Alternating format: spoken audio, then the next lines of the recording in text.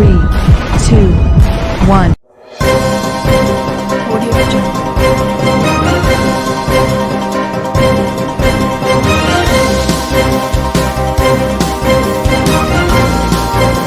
Audio Jungle. Audio Jungle.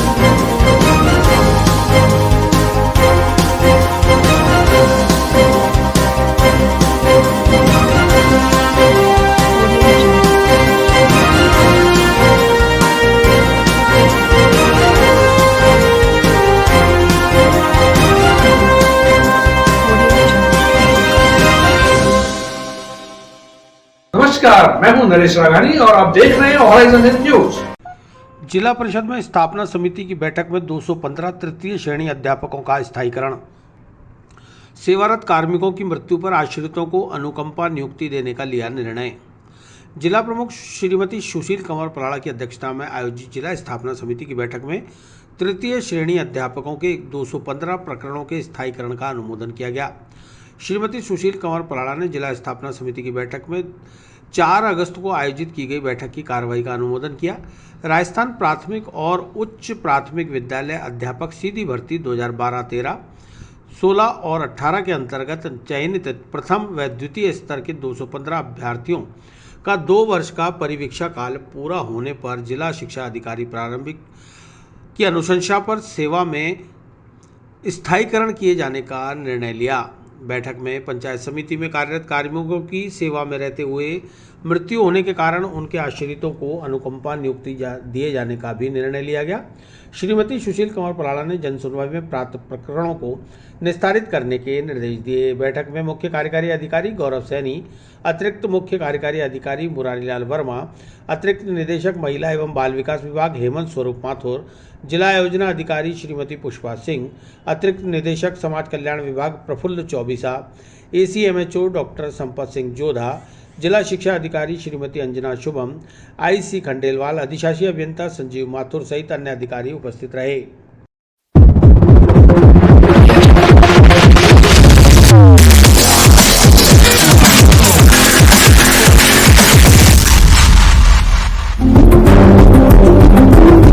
मैं ग्राम तवीजी से और लाल सोनी अजमेर जिला किसान सेना प्रमुख। मैंने आज जिला प्रमुख जी को जन सुनवाई में मेरे गांव की जो सरकारी भूमि थी उसको ग्राम के सरपंच के भाई नौरत सांगेला ने प्लॉटिंग करके बेचा था, उसकी शिकायत दी है।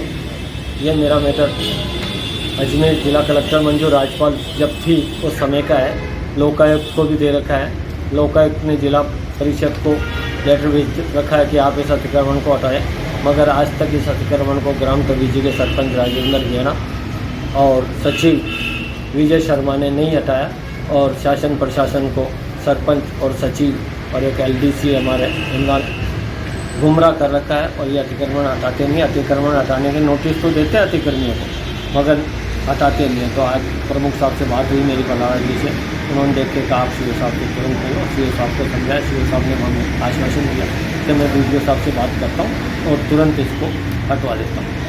ये सारी जो भूमि है सरकारी भूमि थी, उस समय में ये ज़मीन UIT नहीं थी। नरेंद्र सानी ने भी इस पर कार्रवाई की थी, बोर्ड लगाया था। उसके बाद में इसको नसीम अख्तर और हमारे जो सचिन पायलट जी मंत्री थे, दूरसंचार मंत्री, इस भूमि को बाद में इन्होंने 19-20 में ग्राम में वार्ड नंबर 7 में हमारे तवीजी में पानी की सप्लाई कम होती है।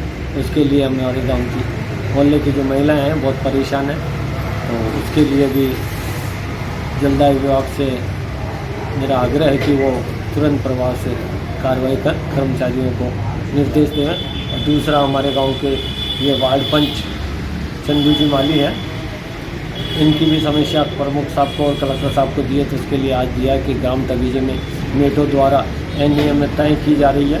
मेट अपने बूढ़े माता पिताओं को उसमें नरेगा में फर्जी हाजिरियाँ चलाते हैं। मेट अपने रिश्तेदारों को, प्रभावशाली लोगों को मेट फर्जी हाजिरियाँ चला के सरकारी पैसे का उपयोग कर रहे हैं। यहाँ तक कि सरकारी कर्मचारी की पत्नी को भी इन लोगों ने 80 साल की लेडीज़ को भी नरेगा में लगा रखा है और सरकारी पैसे का दुरुपयोग किया जा रहा है उसकी जांच कर इन नेटों को और सचिव विजय शर्मा को तुरंत प्रभाव से हटवाए। सदगुरु इंटरनेशनल 66वीं राजस्थान राज्य होप्स कैडेट सब जूनियर जूनियर अंडर 17 व 19 बालक बालिका टेबल टेनिस प्रतियोगिता का आयोजन मूलचंद चौहान इंडोर स्टेडियम में खेली जा रही प्रतियोगिता में पहले दिन होप्स व कैडेट बालक बालिका वर्ग के हुए मुकाबले। सदगुरु इंटरनेशनल 66वीं राजस्थान राज्य होप्स कैडेट सब जूनियर जूनियर अंडर 17 व 19 बालक व बालिका टेबल टेनिस प्रतियोगिता जो कि 1 से 5 सितंबर तक अजमेर के मूलचंद चौहान इंडोर स्टेडियम में खेली जा रही है कि पहले दिन होप्स व कैडेट बालक बालिका वर्ग के मुकाबले खेले गए। होप्स बालक वर्ग में 28, बालिका वर्ग में 13, कैडेट बालक वर्ग में 46 व बालिका वर्ग में 19 प्रतिस्पर्धियों ने भाग लिया। स्टेज 1 में क्वालिफाइंग लीग खेली गई, वहीं स्टेज 2 में नॉकआउट मुकाबले खेले गए।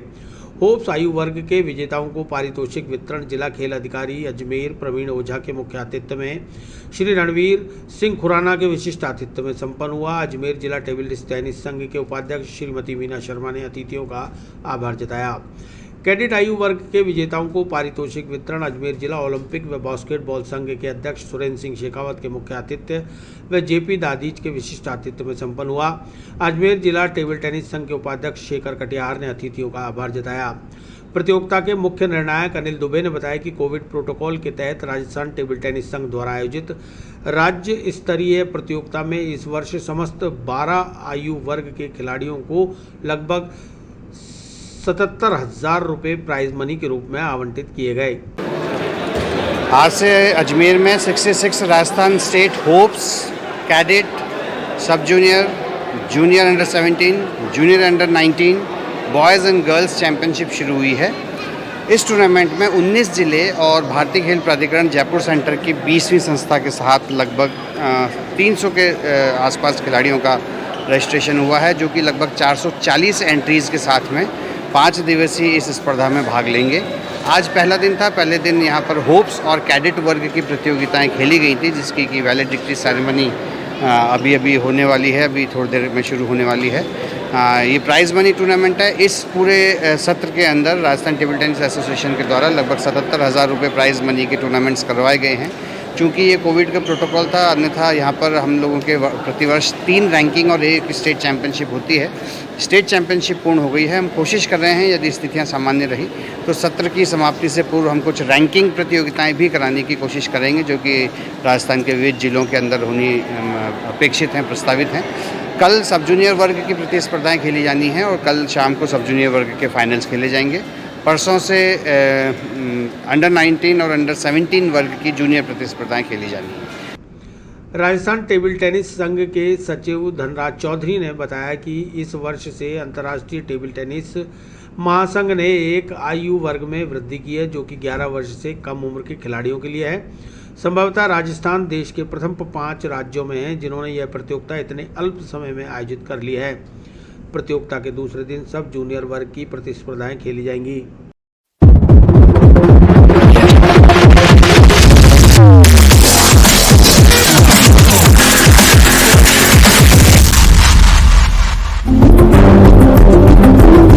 जी सर। 66वीं राजस्थान राज्य टेबल टेनिस प्रतियोगिता का आज आरंभ हुआ और पूरे 2 वर्ष बाद में इस तरह का आयोजन कर रहे हैं। कोविड-19 की वजह से गत वर्ष 2020 में हम छोटे बच्चों का आयोजन नहीं कर पाए, लेकिन इस वर्ष एक नया इवेंट हमने शुरू किया है। होप्स जो 11 साल के बच्चे हैं, कैडेट जो 13 साल के बच्चे हैं, सब जूनियर जो 15 साल और जूनियर के जो हैं वो 17 और 19 वर्ष की ये प्रतियोगिता यहाँ पर आयोजित की जाएगी। और इसी प्रतियोगिता के अंत के अंदर राजस्थान टीम का भी चयन होगा, जो राजस्थान का प्रतिनिधित्व करेंगे नेशनल चैम्पियनशिप के अंदर। हम आभार हैं सदगुरु फाउंडेशन और उसके स्कूल का कि उन्होंने ये जिम्मा लिया और इस प्रतियोगिता में हमारी मदद की। आभार। नसीराबाद रोड नगरा पावर हाउस के बाहर खड़ी टवेरा कार हुई चोरी। सीसीटीवी में वारदात कैद। पीड़ित ने अलवरगेट थाने में दर्ज कराया मुकदमा।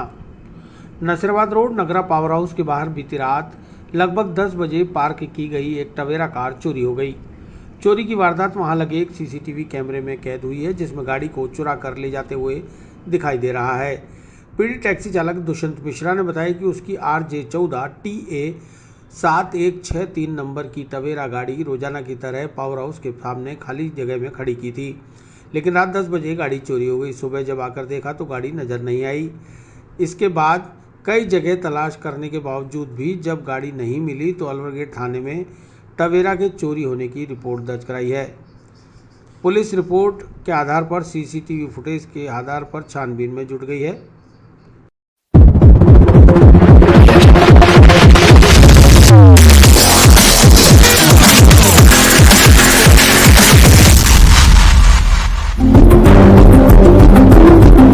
सर, नगरे पावर हाउस से रात को 10 बजे मैं गाड़ी छोड़ के गया था। गाड़ी पंचर थी, पावर हाउस के सामने खड़ी थी। जब से मैं सुबह 6 बजे आके प्राप्त करी तो गाड़ी मेरे को प्राप्त नहीं हुई। उसके बाद से अभी तक गाड़ी का कोई वो नहीं है और पुलिस वाले भी अपना सहयोग दे रहे हैं। हाँ, मुकदमा दर्ज कर दिया सर। सीसीटीवी कैमरे फुटेज देखिए, वो जाती हुई दिख रही है गाड़ी। बस यही एक information. RJ14 TA 7163 Tavera white colour, ये करीब है 2.5-3 लाख। तानाजी नगर निवासी 17 वर्षीय किशोर दादाजी के लिए केक लेने घर से निकला, नहीं लौटा वापस। उदित सैनी के पिता ने अलवरगेट थाने में दर्ज कराई गुमशुदगी की रिपोर्ट। अलवरगेट थाना अंतर्गत तानाजी नगर गली नंबर 14 में रहने वाले मंगल मुंशी ने अलवरगेट थाने पर उपस्थित होकर अपने बेटे उदित सैनी की गुमशुदगी की रिपोर्ट दर्ज कराई है। थाने के हेड कांस्टेबल राजपाल ने मामले की जानकारी देते हुए बताया कि 14 वर्षीय उदित सैनी घर से 30 अगस्त को दादाजी के लिए केक लेने घर से निकला, लेकिन वापस नहीं लौटा। जिसके बाद सब जगह ढूंढने और पड़ताल करने के बाद उसके पिता मंगल मुंशी ने अलवरगेट थाने पर उसकी गुमशुदगी की रिपोर्ट दर्ज कराई। IPC की धारा 363, 322 में मुकदमा दर्ज कर सीसीटीवी फुटेज और मोबाइल कॉल डिटेल के आधार पर गुमशुदा की तलाश की जा रही है।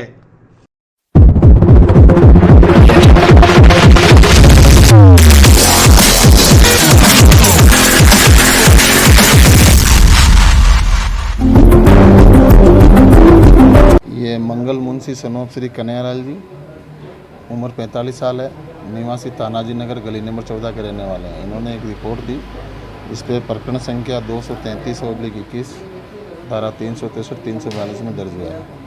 इनका लड़का है उदित सैनी सनोप श्री मंगल सिंह, जो 17 वर्ष का है। वह 30 तारीख को दादाजी के लिए केक लाने के लेकर के घर से निकला, जो अभी तक नहीं आया। इसलिए प्रकरण दर्ज हुआ है, अनुसंधान जारी है। कॉल डिटेल वगैरह मांगी गई है मोबाइल की। जैसे ही कॉल डिटेल वगैरह का सही लोकेशन आने पर, अभी तो ऐसा कुछ नहीं है, यार दोस्तों के साथ गया है। रेजिडेंट्स और मृतका के परिजनों के बीच मारपीट प्रकरण में शहर के बाहर से मेडिकल कराने की मांग। पंचायत यादव जाटव भरतपुरयान समिति के संरक्षक प्रताप यादव के नेतृत्व में जिला कलेक्टर को सौंपा ज्ञापन। पंचायत यादव जाटव भरतपुरयान समिति के संरक्षक प्रताप यादव के नेतृत्व में गुरुवार को जिला कलेक्टर की अनुपस्थिति में ADM सिटी को ज्ञापन देकर जवाहरलाल नेहरू अस्पताल में 31 अगस्त को जाटव समाज की महिला की इलाज में मृतका के परिवार की महिला से रेजिडेंट्स द्वारा की गई मारपीट व अभद्रता मामले में पीड़िता व आरोपी गणों का मेडिकल बोर्ड गठित कर शहर के बाहर से मेडिकल कराने की मांग की गई है। यादव ने बताया कि सदर कोतवाली थाने में दोनों ओर से प्रथम सूचना रिपोर्ट दर्ज की गई है, जिसके आधार पर आरोपी डॉक्टर्स और पीड़िता सुंदर देवी का मेडिकल यदि JLN अस्पताल में होगा तो सही तरीके से मेडिकल नहीं किए जाने की संभावना है। इसलिए पीड़िता सुंदर देवी और डॉक्टर्स का मेडिकल बोर्ड गठित करते हुए अजमेर शहर के बाहर किसी अन्य चिकित्सालय से मेडिकल कराया जाए और पूरे मेडिकल की वीडियोग्राफी भी कराई जाए।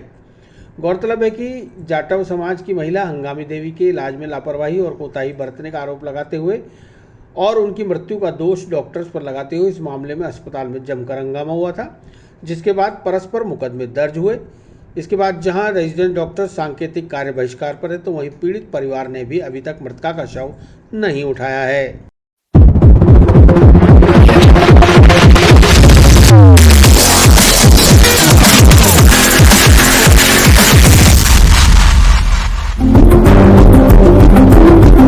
तीस तारीख को दलित समाज जाटव समाज की हंगामी देवी नामक 75 वर्षीय महिला अचानक उसकी तबीयत बिगड़ी और उसको JLN अस्पताल में लेकर गए तो उसे आईसीयू में भर्ती किया गया।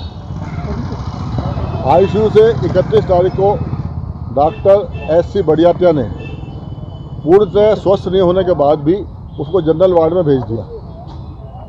जनरल वार्ड में उसकी 12 बजे तबीयत खराब हुई ज़्यादा, तो वहाँ जो उसके परिचालक देखभाल कर रहे थे वह गए रेजिडेंस डॉक्टरों के पास। तो उन्होंने कहा था हमारे मरीज़ की तबीयत बिगड़ रही है, आप उसे देख लें, कोई दवा देनी है, कोई इंजेक्शन लगाना है तो वो आप कर लें। उन्होंने कहा डॉक्टर बड़ियात्या आएंगे, वो ही देखेंगे।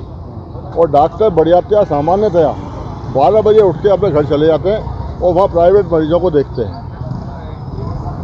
जब 2 बजे उस महिला की मृत्यु हो गई तो जिसके घर में मौत होती है उसकी हालत जिसके परिवार का आदमी मरता है वही जानता है।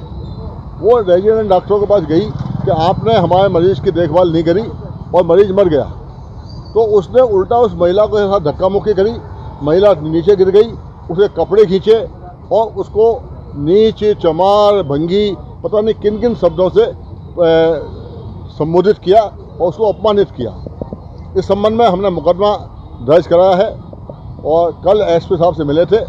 एसपी साहब ने हमारा मुकदमा दर्ज कर लिया है। उन्होंने पूरा न्याय करने का भरोसा दिलाया है। अभी हम माननीय आईजी महोदय के पास गए थे, हमने ये कहा था सब जांच अधिकारी बदला जाए, तो उन्होंने जांच अधिकारी बदलकर प्रियंका रघुवंशी जो अजमेर नॉर्थ की सीओ है उनको जांच दे दी है। और फिर अभी हम जिला कलेक्टर से मिले थे, कलेक्टर के एब्सेंट में एडीएम फर्स्ट से उनसे हमने कहा है कि भाई जो मेडिकल होगा, क्योंकि मेडिकल जेएलएन में अगर होगा तो यही तो शिकायत करने वाले, यही मेडिकल करने वाले, वो अपने हिसाब से मेडिकल करेंगे। तो हमने कहा है कि अजमेर से बाहर मेडिकल बोर्ड बनाकर उससे इसका विथ वीडियोग्राफी मेडिकल कराया जाए, तो ये बात उन्होंने मंजूर कर ली है। अब हमने अभी तक लाश उठाई नहीं है। हम ये चाह रहे हैं कि जब तक हमें ये नहीं लग जाएगा कि हमारे साथ जो दलित होने के साथ जो नाइंसाफ़ी हुई है, हमारे मरीज को लापरवाही पूर्वक उसकी हत्या कर दी गई है, जब तक इसकी हमें ये महसूस नहीं होगा कि हमारे साथ न्याय हो रहा है, हम लाश को नहीं उठाएंगे। लाश को इन्होंने हमें जबरन दे भी दिया तो हम उस लाश को मुख्यमंत्री निवास जयपुर लेके जाएंगे और वहाँ प्रदर्शन करेंगे। और सम्माननीय अशोक जी गहलोत जो बहुत ही संवेदनशील व्यक्ति हैं, वो हमारी बात को सुनेंगे और हमारे साथ न्याय करेंगे।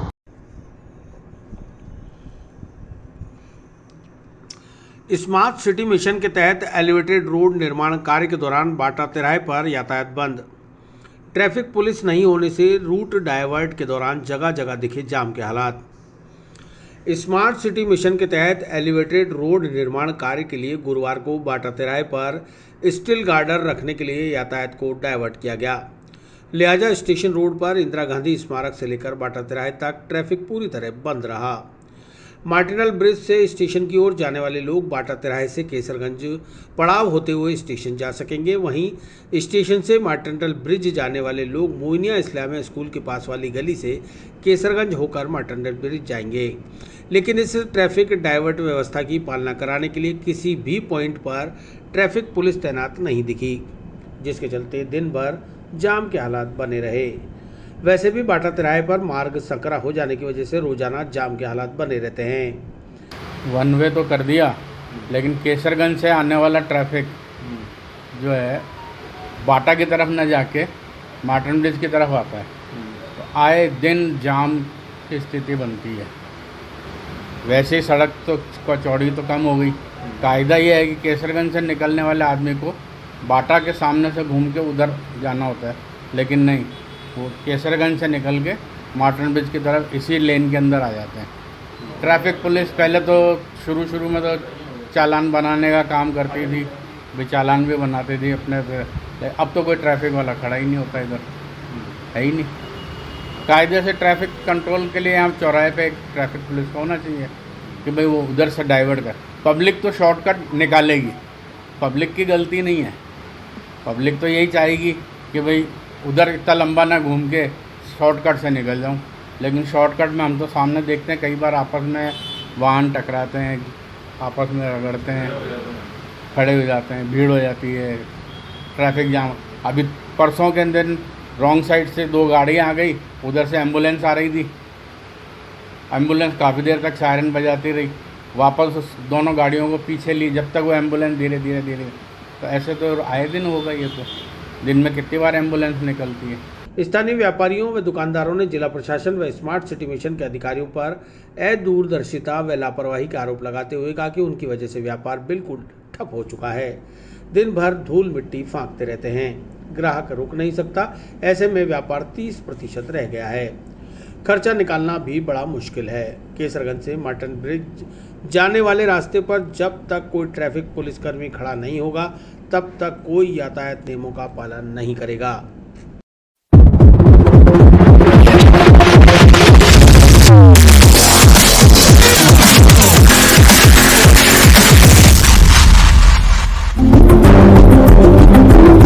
बहुत बुरी स्थिति है यहाँ पर। मेन कारण क्या है कि ये जो ये जो अपना पुल बनाया गया है ना, इसको निश्चित रूप से पहले जिस तरीके से बनना था उस तरह से नहीं बना है, और ये पब्लिक के लिए और आम दुकानदारों के लिए और आम पब्लिक के लिए बड़ा परेशान का कारण बन गया है। क्योंकि एक तो दुकानदारों के पास में इतनी जगह नहीं है कि वो उनके ग्राहक आके अपनी जो है वो अपनी जो है खरीदारी कर सकें। पार्किंग की समस्या बहुत ज़्यादा हो गई है। दूसरा, ये जो काम चल रहा है ये दिन के समय ना होकर अगर रात के समय होता तो बेहतर होता, क्योंकि यहाँ की पब्लिक जो है बहुत ज़्यादा परेशान होती है और रॉन्ग साइड में चलने वाले जो है काफ़ी चलते हैं, उनको हम रोक नहीं पाते हैं, और अगर रोकने की कोशिश भी करते हैं तो वो जो है अपनों में झगड़ा करने लग जाते हैं। ट्रैफिक वाले भी कोशिश करते हैं, लेकिन कुछ ऐसा होता है कि यहाँ पर ट्रैफिक वाले भी कब तक खड़े रहेंगे। मैं आम सेवक हूँ, जनसेवक हूँ। मैं कम से कम 25 साल से यहाँ पर सेवा दे रहा हूँ, निस्वार्थ सेवा, कोई मेरी तरफ से कोई पैसा नहीं लिया जाता कोई। और दूसरा क्या है, आज जो है वन वे भी नहीं किया है, दोनों साइड बंद कर दी है। काम चलने के कारण से दोनों साइड बंद कर रखी है, इसलिए पब्लिक बहुत ज़्यादा परेशान हो रही है। मैं प्रशासन से यही रिक्वेस्ट करूँगा कि जितना तक हो सके इसका जो है समाधान शीघ्र निकाला जाए, ताकि पब्लिक ज़्यादा परेशान ना हो।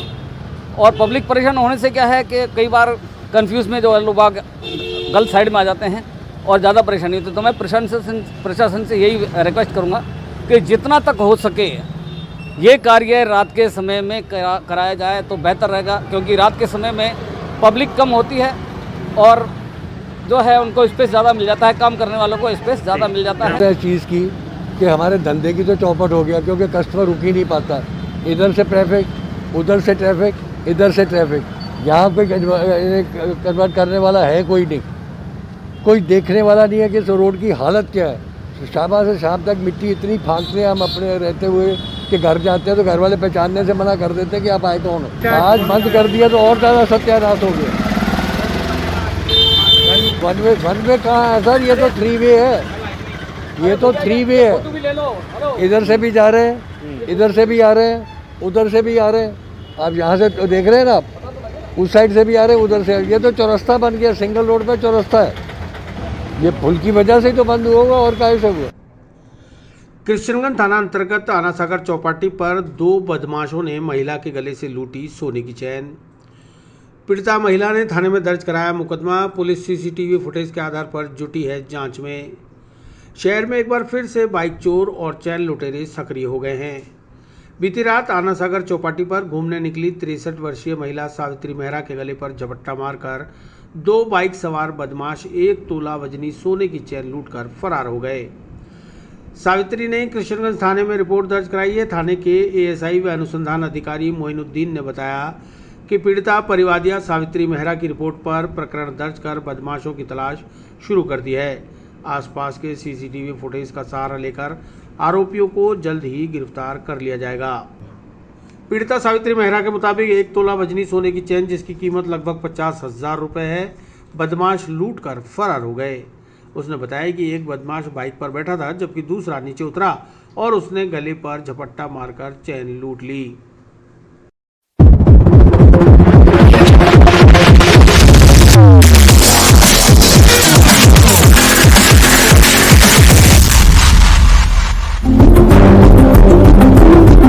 दिनांक 1 तारीख को परिवादिया है श्रीमती सावित्री मेहरा, इसने थाने पर उपस्थित होकर एक रिपोर्ट दी कि मैं 31/8 को चौपाटी बाटा तिराहे के सामने घूम रही थी। उसी दौरान 2 लड़के मोटरसाइकिल पर आए और मेरे गले की चेन तोड़ के भाग गए, जिस पर प्रकरण दर्ज कर अनुसंधान जारी है। तफ्तीश मेरे पास ही है। संबंध आसपास के सीसीटीवी कैमरे देखकर उसके हिसाब से तफ्तीश जारी है, अनुसंधान जारी है, मुलजिमों की तलाश है। लगभग कितने जने बताए? ये 2 लड़के बताएं, एक लड़का मोटरसाइकिल पे तैयार खड़ा था और एक चेन तोड़ के भाग गया। हाँ, परिवादी शाम को 10 सवा 10 बजे घूम रही थी, उसी दौरान पुरानी आना सागर पुरानी चौपाटी की घटना है। ये बाटा किराया है, वहाँ बाटा की शोरूम है, उसके सामने की बात। वो 1 तोले की चेन बता रही। मुकदमा दर्ज कर तब अनुसंधान जारी है। ये शिव मंदिर वैशाली नगर की निवासी है, 63 साल की वृद्ध महिला है। मैं रोज़ घूमने जाती हूँ, जैसे गई थी, पीछे से बदमाशों ने मेरी चेन तोड़ ली। ये चौपाटी के सामने। कितने का होगा? 50,000 के करीबन था। Aravali homes resident welfare society में पानी बिजली जैसी मूलभूत सुविधाएं बंद करने से फ्लैट धारक हुए लामबंद। देर रात कृष्णगंज थाने पहुंचकर बिल्डर के खिलाफ दी शिकायत। बिल्डर पर मानसिक प्रताड़ना का लगाया आरोप। जनाना अस्पताल के नज़दीक अरावली होम्स सोसाइटी के प्रबंधकों की वादाखिलाफी और हठधर्मिता के खिलाफ सोसाइटी में रहने वाले 200 परिवारों ने लामबंद होकर बीती रात कृष्णगंज पुलिस थाने पहुंचकर शिकायत दर्ज कराई। सोसाइटी के अध्यक्ष मुकेश कुमार सैनी ने बताया कि जनाना अस्पताल के नज़दीक अरावली होम सोसाइटी 2019 से अस्तित्व में आई। इसके बाद से ही बिल्डर लगातार फ्लैट धारकों को परेशान कर रहा है, जिसकी पूर्व में जिला कलेक्टर से भी शिकायत की जा चुकी है।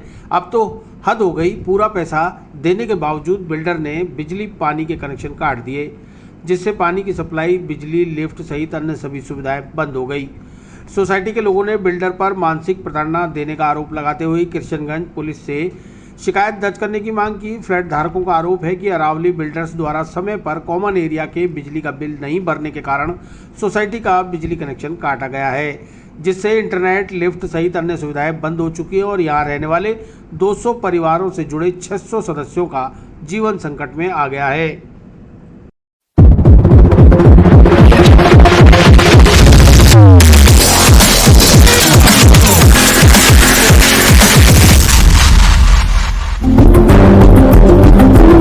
अरावली होम सोसाइटी का अध्यक्ष हूँ और आज हम बिल्डर के खिलाफ एप्लीकेशन देने आए हैं, क्योंकि पिछले लगभग 1.5 साल से हम वहाँ पे रह रहे हैं और हमने पूरी कॉस्ट बिल्डर को दी है। फ्लैट की पूरी कॉस्ट दी है, साथ में मेंटेनेंस भी दिया है।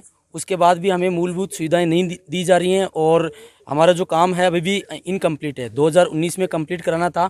हम बार बार एप्लीकेशन बिल्डर को भी दे चुके हैं। इससे पहले हम एक बार कलेक्टर साहब को भी ज्ञापन दे चुके हैं और उसके बाद आज हम शांतिपूर्वक बात करने गए थे वहाँ पे कि आप हमारी सोसाइटी को कंप्लीट कराओ, जल्दी से जल्दी हमें हैंड ओवर दो और हमारी मूलभूत सुविधाएं दो। इसके बाद भी जो लाइट का बिल अभी तक जो ड्यू चल रहा था, उसने आज कनेक्शन कटवा दिया है। पूरी सोसाइटी के अंदर अंधेरा हो रखा है। बहुत सारे परिवार वहाँ रहते हैं, लेडीज़ रहती हैं, बच्चे रहते हैं। तो अब उसकी सेफ्टी का सवाल हमारे सामने है कि भाई उनकी सेफ्टी कैसी होगी। न तो पानी आ रहा है और वहाँ पे पूरी चारों तरफ अंधेरा है, बिल्कुल उजाड़ में हमारी जो सोसाइटी है। तो हम चाहते हैं, हम रिक्वेस्ट करना चाहते हैं गवर्नमेंट से भी कि वो हमारी हेल्प करे और पुलिस से भी रिक्वेस्ट करना चाहते हैं वो हमें प्रोटेक्शन दे, क्योंकि आज बिल्डर ने हमें धमकी भी दी है कि हम तुम्हारे खिलाफ वहाँ पे कानूनी कार्रवाई करेंगे और तुम्हारे खिलाफ रिपोर्ट करेंगे। हमें डराने की कोशिश की उन्होंने। तो हम पुलिस से, प्रशासन से भी रिक्वेस्ट करते हैं कि हमें प्रोटेक्शन दे और बिल्डर को यहाँ पे बुलाएं और हमें जो भी है उससे बात करके और हमारा जो लाइट का बिल है उसको वापस से लगाएं और जो भी समस्याएं हैं उनका जल्दी से जल्दी समाधान करने की कोशिश करें। अरावली होम सोसाइटी में रहता हूँ। मैंने बिल्डर को मेंटेनेंस के नाम पर पैसा दिया था, जिसमें उन्होंने मुझसे जीएसटी की डिमांड करी थी। मैंने वो पैसा कंप्लीट विथ जीएसटी दिया। मैंने उनसे जब रसीद मांगी तो मुझे रसीद नहीं दी गई आज तक, और मैं जब भी रसीद मांगता हूं तो मुझे टरका दिया जाता है 2 दिन बाद आना, 3 दिन बाद आना। आज मैं एप्लीकेशन लेके गया था तो मुझे उन्होंने ऐसा लिख के दिया है, जो आप देख सकते हैं एप्लीकेशन में, उन्होंने सिर्फ लिख करके दे दिया है, मुझे कोई रसीद नहीं दे रहे हैं। तो जब उन्होंने मुझसे जीएसटी का पैसा काटा है तो जीएसटी का रसीद क्यों नहीं दे रहे? तो इस हिसाब से मुझे लगता है कि वो टैक्स की चोरी कर रहे हैं, हमसे पैसा, जीएसटी का पैसा ले करके और सरकार तक नहीं पहुंचा रहे हैं। तो ये गवर्नमेंट के साथ भी फ्रॉड है, ये 420 का केस बना। बिल्कुल सर, जीएसटी चोरी कर रहे हैं, क्योंकि अगर हमें रसीद नहीं दे रहे हैं तो मुझे शक है कि वो जीएसटी चोरी कर रहे हैं। और मुझे आज भी रसीद में ये दिया गया कि 4-5 दिनों में, हमारे पास रसीद नहीं है, हम 4-5 दिनों में आपको दे देंगे, जबकि पिछले 28 तारीख को ही मैंने पैसा जमा करा दिया। सर, मैं अरावली सोसाइटी में रहती हूँ और मुकेश सैनी जी हमारे अध्यक्ष हैं। साल भर से मैं लगभग रह रही हूँ वहाँ पे। छोटी मोटी तो वैसे बहुत सारी समस्या है जो मैं यहाँ पे क्या क्या गिनाऊँ, लेकिन जो मेन समस्या है हमारी, जैसे बिल्डर्स की तरफ से आए दिन लाइटें काट दी जाती हैं। मैं 4th फ्लोर पे रहती हूँ, हमारे पास पीने का मीठा पानी नहीं है, हम चौराहे से लेकर आते। अब लिफ्ट बंद हो जाने की वजह से हमें सीढ़ियों से लेकर के ऊपर चढ़ना पड़ता है। मेरे छोटे बच्चे मेरे साथ और भी फैमिली रहती है, तो मुझे उसके लिए परेशानी, जबकि हमने सारा मेंटेनेंस दे रखा है बिल्डर्स की तरफ से। आज हम बिल्कुल शांति से बात करने के लिए जब गए उनके ऑफिस में, तो हमें ये जवाब दिया गया कि हम तो कुछ भी नहीं करेंगे, 200 परिवारों में से बहुत जनों का मेंटेनेंस नहीं आ रहा है, तो आप पहले उनकी मेंटेनेंस लेके आओ। अब मैं आपसे सबसे ये पूछना चाहती हूँ कि अगर सोसाइटी में जब उन्होंने मकान जब भी किसी को दिया, तो वो हमसे ये बताकर नहीं दिए थे कि आपके अगर वो पड़ोसी आपका अगर मेंटेनेंस नहीं भरेगा तो हम आपके मूलभूत सुविधाएं जो है वो बंद कर देंगे। मैं मेरी पड़ोसियों को नहीं जानती कि वो कौन है, कहाँ से रहता है, क्या करता है। तो मेरे हिसाब से बिल्डर्स के हाथ में ये होना चाहिए कि अगर कोई मेंटेनेंस नहीं दे रहा है तो उसको किस तरीके से उसे मेंटेनेंस लेना है और हमारी जो भी ये परेशानी है उसको दूर कर सके। तो ये मेंटेनेंस के हाथ में उनके हाथ में होना है, ना कि हमारे, कि हम उनसे सबसे मेंटेनेंस लें और फिर हम बिल्डर्स को दें, फिर वो हमारी समस्या को दूर करें। बाउंड्री वॉल के नाम पे भी उन्होंने सिर्फ नाम के लिए बाउंड्री वॉल बना रखा है। अभी किसी की बाइक चोरी हो गई, अभी मैंने एक रिकॉर्डिंग करके लाई हूँ, मैं आप चाहो तो मैं दिखा दूंगी। बिल्कुल ऐसा खतरनाक अंधेरा है, चारों तरफ खेत के बीच में हम रहते हैं, छोटे बच्चे हैं, बड़े बुजुर्ग हैं। अगर कभी किसी के साथ कुछ हादसा हो जाता है तो मुझे नहीं लगता कि ये बिल्डर सामने आकर के बोलेगा कि हमारी ये गलती है। तो इसी के लिए हम सब यहाँ पे शामिल होकर के क्रिश्चियनगंज थाने में आए थे और सर से रिक्वेस्ट करिए कि सर हमारी जो भी प्रॉब्लम है आप दोनों मिल करके और जल्द से जल्द इसको सॉर्ट आउट किया जाए। पुष्कर के वरागली क्षेत्र में पीलिया जॉइंटिस का प्रकोप, जलदाय विभाग की टीम ने लिए सैंपल, उपभोक्ताओं के जल कनेक्शन में मिले लीकेज। पुष्कर के वरागली क्षेत्र में लगातार पीलिया से प्रभावित बच्चों की संख्या बढ़ती जा रही है। बुधवार को भी क्षेत्र के 3 बच्चों में पीलिया जॉइंटिस रोग होने की पुष्टि हुई। इतना ही नहीं, पीलिया के लक्षणों की मौजूदगी वाले रोगी पुष्कर राजकीय चिकित्सालय पहुंचकर अपने सैंपल दे रहे हैं। बुधवार को जलदाय विभाग और स्वास्थ्य महकमे की टीम ने प्रभावित क्षेत्र में दौरा कर पानी और रक्त के सैंपल लिए।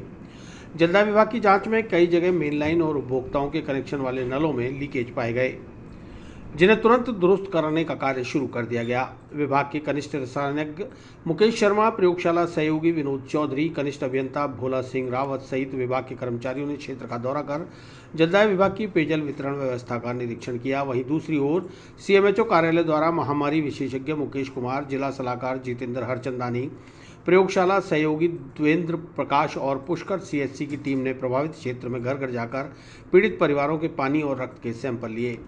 महामारी विशेषज्ञ मुकेश कुमार ने बताया कि सैंपल अजमेर सैटेलाइट अस्पताल में जांच के लिए भेजे जा रहे हैं। रिपोर्ट आने के बाद ही संबंधित वायरस की पुष्टि हो पाएगी।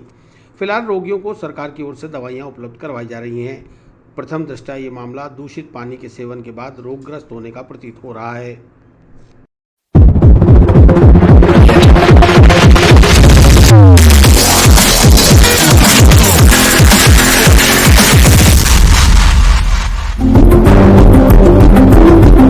अगर मैं 2 दिन से पीडियाट्रिक गेस्ट आ रहे थे, इसलिए हमारी 2 दिन से यहाँ टीम लगी हुई है।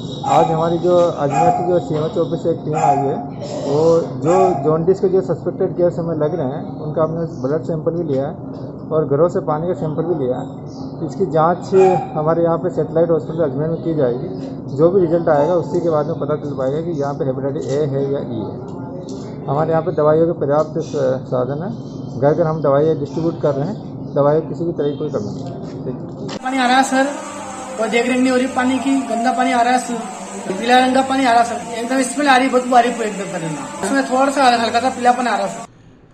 अवैध शराब के विरुद्ध धरपकड़ अभियान में फरार चल रही शराब तस्कर गिरफ्तार। आबकारी पुलिस ने सांसी बस्ती निवासी सीता को गिरफ्तार कर अदालत में किया पेश। आबकारी विभाग के SHO गुरनाम सिंह ने बताया कि अतिरिक्त आबकारी आयुक्त राजेंद्र सिंह राठौड़ और जिला आबकारी अधिकारी विशाल दवे के निर्देशन में अवैध शराब और शराब तस्करों के विरुद्ध धरपकड़ के लिए विशेष अभियान चलाया जा रहा है। इसी के अंतर्गत गुरुवार को पूर्व में दर्ज प्रकरण में फरार चल रही शराब तस्कर सांसी बस्ती भगवानगंज निवासी सीता को गिरफ्तार किया गया, जिसे आज अदालत में पेश किया जा रहा है। शराब तस्कर सीता के विरुद्ध पूर्व में भी 2 प्रकरण दर्ज हैं। गौरतलब है कि अजमेर के भगवानगंज सांसी बस्ती इलाके में बड़ी मात्रा में अवैध हथकड़ शराब निर्माण के साथ ही देशी शराब का व्यापार किया जाता है, जिसे लेकर आबकारी विभाग समय समय पर यहां दबिश भी देता है। लेकिन सांसी बस्ती में अवैध शराब का कारोबार कभी बंद नहीं होता।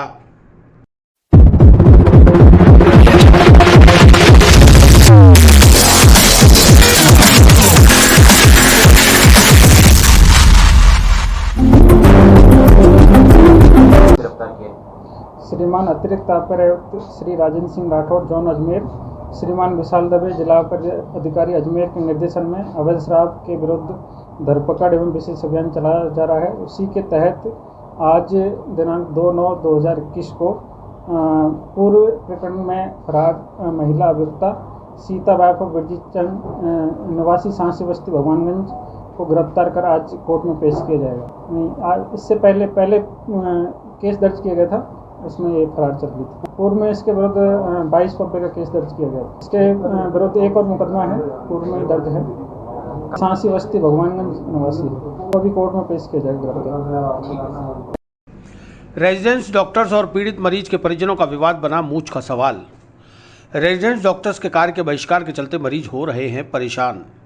जवाहरलाल नेहरू अस्पताल में रेजिडेंट्स व मरीज के परिजनों के बीच चल रहे विवाद का खामियाजा अब अस्पताल आने वाले अन्य मरीजों को भुगतना पड़ रहा है।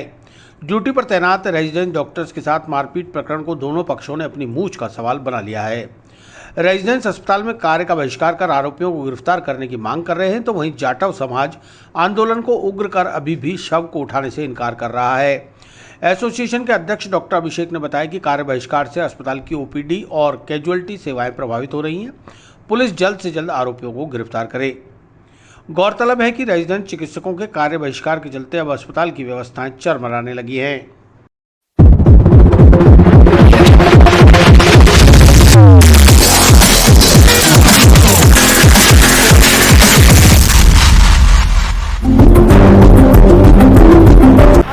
जो दिनांक 21 तारीख को हमारे साथी के साथ में जो घटना हुई थी, मारपीट की घटना, जिसकी हालत अभी गंभीर होती जा रही है दिनों दिन, वो अभी भी बढ़ती है कैजुअल्टी वार्ड में और अभी उसकी हालत नाजुक बनी हुई है। उसकी मारपीट की घटना के विरोध में ये कार्य बहिष्कार हो रहा है। अभी तक आरोपियों की कोई गिरफ्तारी नहीं हुई और वो खुले घूम रहे हैं और इसके विपरीत हमारे साथी के ऊपर ही FIR दर्ज करने की ऐसी सूचना मिली है। 2 प्रतिष्ठित बैंकों में आंखें बंद कर बैठे बैंक अधिकारियों की करतूत हुई उजागर। गरीब उपभोक्ता को दोनों बैंकों से मोटी तनख्वाह उठाने वाले नहीं दे पा रहे राहत। बैंकों की कारगुजारी से पीड़ित शंकरलाल को पहले कोरोना ने मानसिक और आर्थिक तौर पर तोड़ कर रख दिया। इलाज के लिए कर्ज के बोझ तले दबे शंकरलाल ने आखिर अपने बुढ़ापे का सहारा बनी अपनी दुकान को कर्जा उतारने का साधन बनाते हुए बेचने का निर्णय लिया और 15,50,000 रुपये में दुकान का सौदा A to Z property solution के शाहनवाज से कर दिया। शाहनवाज ने उन्हें भारतीय स्टेट बैंक का 15,50,000 का चेक दे दिया। 27 अगस्त का चेक 3 दिन जन्माष्टमी का अवकाश होने की वजह से क्लियर नहीं हो सका। 1 सितंबर को जब शंकरलाल अपनी बैंक PNB स्टेशन रोड पहुंचे और उन्होंने पासबुक में एंट्री कराई तो उनके पैरों तले जमीन खसक गई। उनके अकाउंट में सिर्फ 1,55,000 रुपये ही क्रेडिट हुए। इस पर जब बैंक के मैनेजर NR मिश्रा से बात की तो उन्होंने अपनी गलती स्वीकारते हुए कहा कि हमारी छोटी सी भूल की वजह से यह मामला हुआ है। जल्दी हम भारतीय स्टेट बैंक को क्लेम करेंगे और आपका बाकी का पैसा आपके अकाउंट में आ जाएगा। मामला ये हुआ कि बैंक से हमारे यहाँ से एक गलती होगी। 15,50,000 का चेक है जो गलती से 1,55,000 उसमें दर्ज किया गया और स्टेट बैंक ऑफ इंडिया ने भी यही चेक 1,55,000 से पेमेंट करके हमारे को दे दिया, जो कस्टमर के खाते में जमा हो गया। अब बाकी के अमाउंट के लिए हमने स्टेट बैंक को क्लेम कर दिया है, वो 1-2 दिन में पैसा इसका आ जाएगा, जब हम इसको जमा करा देंगे। नहीं, गलती दोनों तरफ से हो गई। गलती यहाँ से भी हो गई, वो गलत अमाउंट से चेक डेबिट हो गया और वहीं से भी पेमेंट भी गलती उससे। इसके लिए तो फिर स्टेट बैंक जब पैसा भेजेगा तब आता है, लेकिन हम लोग ने उसको क्लेम कर दिया। जयपुर मेरी बात हो गई है, उन्होंने क्लेम कर दिया, वो पैसा जल्दी आने की कोशिश। अजमेर शहर कांग्रेस के सचिव सागर मीणा ने बताया कि शंकरलाल के घर पर कर्जा मांगने वाले चक्कर लगा रहे हैं। ऐसे में वह पहले ही पीड़ित और परेशान है। अब बैंक की इस छोटी सी गलती ने, हालांकि यह छोटी गलती नहीं कहा जा सकती क्योंकि बैंक में मोटी मोटी तनख्वाह लेकर काम की जगह एहसान करने वाले बैंक कर्मचारियों की गलती का खामियाजा आखिर उपभोक्ता क्यों उठाए, जिसकी की कोई गलती भी नहीं है। अगर सिर्फ पीएनबी बैंक की गलती होती तो माना जा सकता मानवीय भूल हुई है, लेकिन भारतीय स्टेट बैंक जैसी सरकारी बैंक के कर्मचारी और अधिकारी भी क्या आंख बंद करके काम करते हैं? ऐसे में दोनों बैंकों के ऊपर कार्रवाई होना जरूरी है ताकि भविष्य में किसी आम उपभोक्ता के साथ इस तरह का कृत्य न हो।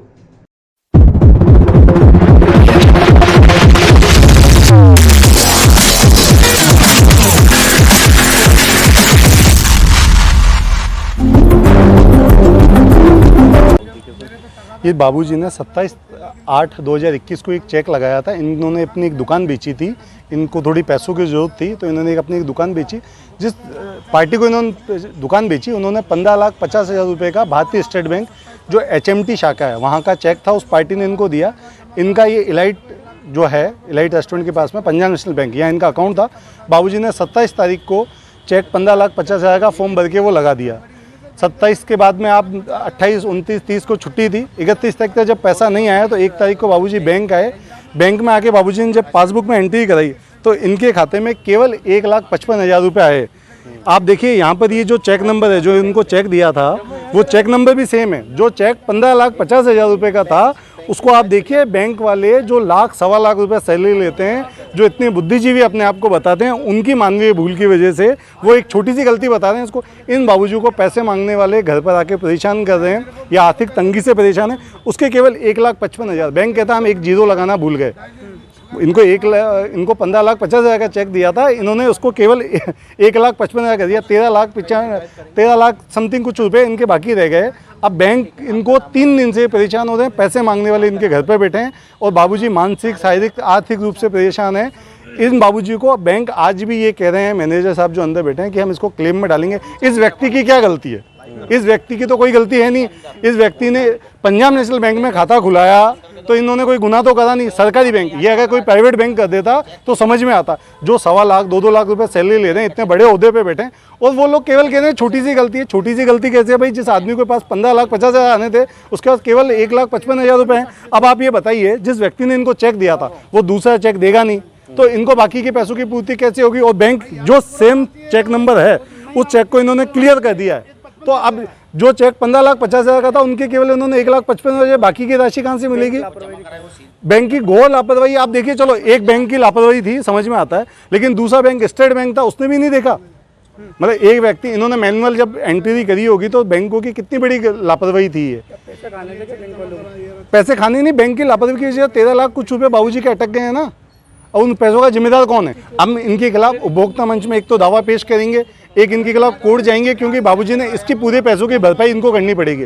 भयंकर चोट हुई है। मैं कोरोना पॉजिटिव, मेरे परिवार में 5 जने कोरोना हो गए थे। बाजार से मुझे मार्केट से पैसा लेना पड़ा इलाज के लिए।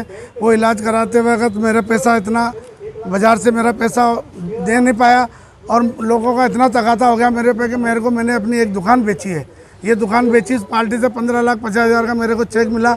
उस चेक को मैंने इस बार पंजाब बैंक में मैंने जमा करवाया। 27 तारीख को मैंने जमा करवाया। उस 27 तारीख के 3 दिन बोले छुट्टी थी। उसके बाद में सोमवार का मतलब कृष्ण जन्माष्टमी छुट्टी है, मंगलवार को क्लियर हो जाएगा। मंगलवार से मैं चक्कर लगा रहा हूँ, ना मंगल को मिला, ना बुध को मिला, ना आज बृहस्पतिवार को मिला।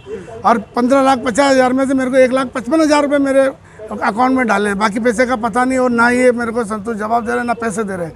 और ये कह रहे हैं टाइम लगेगा, समय लगेगा, अभी मेल करा, ये करा, वो करा, हफ्ता लगेगा, 10 दिन लगेगा, अब जो लगेगा लगेगा। बस मेरे को ऐसा टाला। बैंक वाले 3 दिन से मेरे को परेशान कर रहे हैं, लापरवाही कर रहे हैं, ना जवाब दे रहे हैं, ना पैसा दे रहे हैं। अब ऐसे में मैं मानसिक से बहुत डिस्प्रेस में हो चुका हूँ। मैं मेरे मांगने वालों को क्या जवाब दूँ? मैं बहुत डिप्रेस में हो चुका हूँ, क्या जवाब दूँ? मैं इन पे क्लेम करूँगा। पैसे की जरूरत मेरे को जिस आधार से मैंने दुकान बेची, मांगने वालों को मेरे को पेमेंट देना है और वो पैसा मेरे को मिल नहीं पा रहा। मैं क्या दूँ उनको? मांगने वालों को क्या दूँ? मेरे मांगने वाले मेरे घर पे आ रहे हैं, मेरे को फ़ोन पे फ़ोन डिफरेंस, मेरे को टेंशन दे रहे हैं। अब मैं क्या जवाब दूँ? मेरे को ये संतोष, जब ना पैसा दे रहे हैं ना जवाब दे रहे हैं। लीला सेवड़ी तिलोरा पोल्ट्री फार्म महागुरु आश्रम के पास कुमावत धर्मशाला पुष्कर व मोतीसर से पकड़े 5 दुर्लभ सांप। पुलिस मित्र टीम ने सांपों को रेस्क्यू कर आमजन को पहुंचाई राहत। पुलिस मित्र टीम पुष्कर द्वारा लगातार 24 घंटे रेस्क्यू ऑपरेशंस चलाकर रिहायशी इलाकों में भोजन की तलाश में आए विभिन्न प्रजातियों के सांपों को पकड़कर आमजन को राहत पहुंचाई जा रही है। पुलिस मित्र टीम पुष्कर थाना अधिकारी महावीर शर्मा के निर्देशन व इंचार्ज अमित भट्ट के नेतृत्व में स्नैक रेस्क्यूअर राजेंद्र बच्चानी, नरेंद्र पाठक, सांवरा शर्मा, राजेंद्र पवार, मनीष कुमावत, मदन नायक, अजय नाथ, दिनेश चावला दिन रात कठिन परिश्रम करते हुए पुष्कर व आसपास के ग्रामीण इलाकों में सांपों के जीवन को संरक्षण देने में अपना अमूल्य योगदान दे रहे हैं। इसी क्रम में टीम को फोन पर प्राप्त सूचना पर 5 गांवों से सांपों को रेस्क्यू कर आमजन को भयमुक्त किया गया। हमारे पोल्ट्री फार्म में 3-4 दिन से एक सांप परेशान कर रहा था, तो हमने पुलिस मित्र टीम को फ़ोन किया और उनको पकड़ा के सुरक्षित जगह में। इसकी वजह से नुकसान भी हो सकता है, बच्चे बच्ची और मुर्गे को नुकसान पहुंचा सकता है, इसलिए हमको रेस्क्यू टीम को पकड़ा के सुरक्षित स्थान जगह पे छुड़वाया। कोबरा प्रजाति का सांप घुस गया, तो पुलिस मित्र टीम ने आके और इसको पकड़ लिया। धन्यवाद। ब्रह्मा मंदिर के नज़दीक कुमावत धर्मशाला में मैनेजर उगम चंद कुमावत की सूचना पर महिला टॉयलेट में ग्लॉसी बैलेट रेसर सांप, लीला सेवरी में कालू खान के घर में बैठे कोबरा सांप, मोतीसर गांव में प्रदीप सिंह के घर में छुपे कोबरा, महागुरु आश्रम के पास लोकेश के मकान की रसोई में छुपे कोबरा और तिलोरा में नरसिंह रावत के पोल्ट्री फार्म में चूहे खाकर पोल्ट्री फार्म में छुपे कोबरा सांप को पुलिस मित्र टीम के जाबाज वॉलंटियर्स ने निस्वार्थ पकड़कर परिवारजनों को भयमुक्त किया। यहाँ पे पानी वाला सांप आ गया था करीब 2-2.5 फुट लंबा, तो हमने थाने के अंदर फ़ोन किया था छितर जी को। उन्होंने फिर पुलिस मित्र टीम को बुलाया और उन्होंने आके उस सांप को पकड़ा। हमारे तो देखते ही पसीने छूट गए थे उस सांप के, हमारे छूट गए। हम इन पुलिस मित्र टीम का बहुत बहुत धन्यवाद करते हैं, जो इन्होंने समय से मतलब बहुत जल्दी पहले 1 मिनट के अंदर अंदर पूरी टीम आ गई। पूरी टीम का बहुत बहुत धन्यवाद। हमारे घर के अंदर कोबरा सांप आ गया था, तो बच्चे हम बहुत डर गए थे। हमने पुलिस मित्र को फ़ोन किया तो वो आके पकड़ के ले गए। उनका बहुत बहुत धन्यवाद। मालूम हो कि पुष्कर में पुलिस मित्र टीम लगातार प्रशासन के साथ कंधे से कंधा मिलाकर आमजन की निस्वार्थ सेवा कर रहे हैं। पिछले 3 वर्षों में टीम द्वारा हजारों सांपों को पकड़कर आमजन के साथ सांपों का जीवन बचाने में बेहद महत्वपूर्ण योगदान दिया है।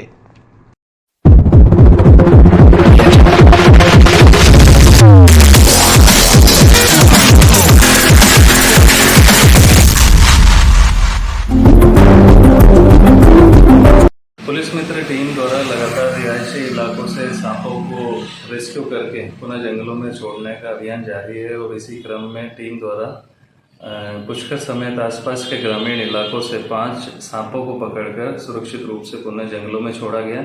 साथ ही आमजन को इन सांपों के बारे में जानकारी देकर भयमुक्त किया गया। विस्तार से पढ़ने के लिए लॉगिन करें horizonhinge.com। सच के साथ।